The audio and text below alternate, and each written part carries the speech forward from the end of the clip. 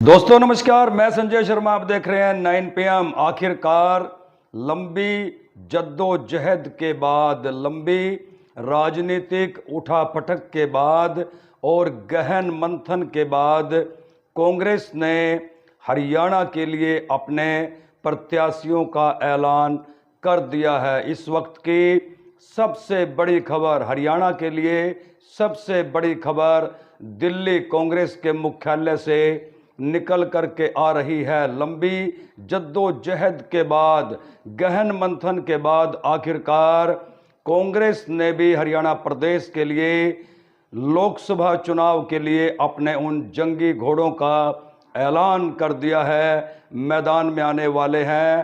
टिकटों के ऐलान का इंतजार था। कांग्रेस के तमाम नेता पिछले करीब 1 महीने से अपनी टिकटों को लेकर के दिल्ली दरबार में जुटे हुए थे। गहन मंथनों का दौर चल रहा था।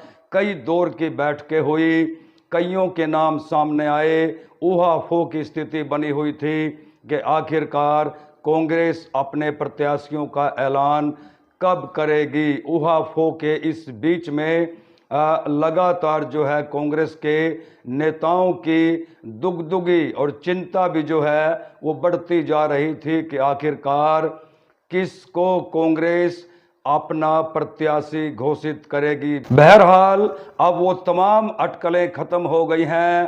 कांग्रेस ने अपने प्रत्याशियों का ऐलान कर दिया है।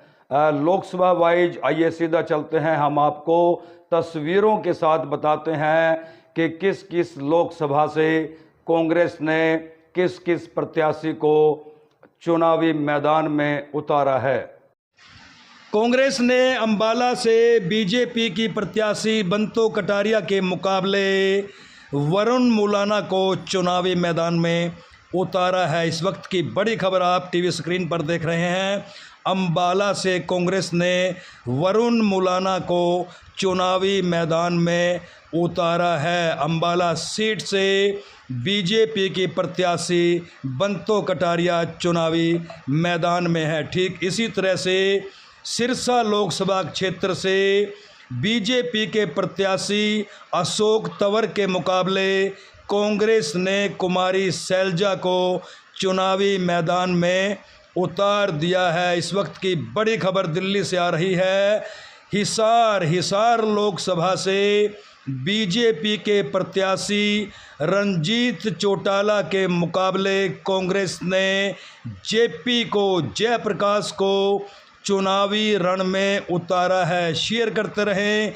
दिल्ली से इस वक्त की बड़ी खबर, कांग्रेस ने अपने प्रत्याशियों का ऐलान कर दिया है। 8 प्रत्याशियों का ऐलान कर दिया है।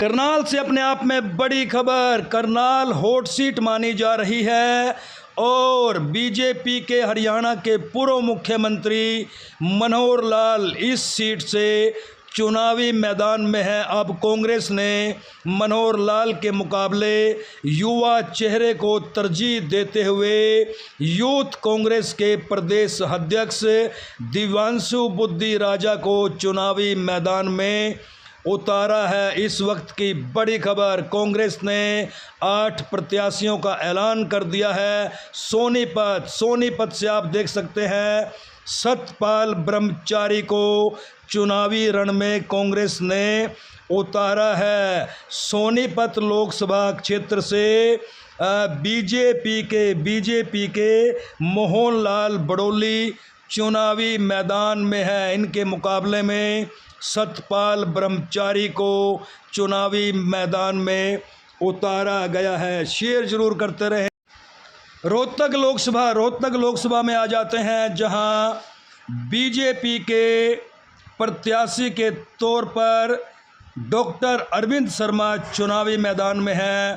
अब कांग्रेस ने अपने युवा चेहरे दीपेंद्र हुड्डा को उनके मुकाबले रण में उतार दिया है। भिवानी महेंद्रगढ़ से इस वक्त की बड़ी खबर है। राव दान सिंह को चुनावी मैदान में उतारा गया है। बीजेपी के प्रत्याशी धर्मवीर सिंह के मुकाबले में फरीदाबाद लोकसभा क्षेत्र से कांग्रेस ने अपने प्रत्याशी की घोषणा करते हुए महेंद्र प्रताप सिंह को चुनावी मैदान में उतारा। यहां से बीजेपी के कृष्णपाल गुर्जर बीजेपी की तरफ से चुनावी मैदान में हैं। तो दोस्तों, इस वक्त की बड़ी खबर आप 9 PM पर देख पा रहे हैं। कांग्रेस ने हरियाणा से अपने 8 प्रत्याशियों का ऐलान। तो दोस्तों, देखा आपने, कांग्रेस ने अपने प्रत्याशियों का ऐलान कर दिया है। लोकसभा वाइज हमने आपको बताया, तस्वीरों के साथ दिखाया कि कौन कौन प्रत्याशी किस किस लोकसभा से चुनाव लड़ेगा। बीजेपी ने पहले से ही करीब 1 महीना पहले ही अपने सभी प्रत्याशियों का ऐलान कर दिया था। अब जैसे जैसे प्रचार और प्रसार आगे बढ़ेगा, ये देखने वाली बात होगी कि कांग्रेस के ये जंगी घोड़े, जिनको लेकर के करीब 1 महीना गहन मंथन किया गया, कई दौर की बैठकें चली, कईयों के नाम आए, पैनल में आए और फिर काट दिए गए। उसके बाद इन प्रत्याशियों पर कांग्रेस ने अपना विश्वास और भरोसा जताया है। आने वाले समय में ये देखने वाली बात होगी कि इनमें से कौन कौन प्रत्याशी क्या बीजेपी का मुकाबला कर पाएगा। ये भी देखने वाली बात होगी कि किस किस लोकसभा पर किस तरह के समीकरण बनते हैं, मतलब मुकाबला आमने सामने का होता है या त्रिकोणीय होता है।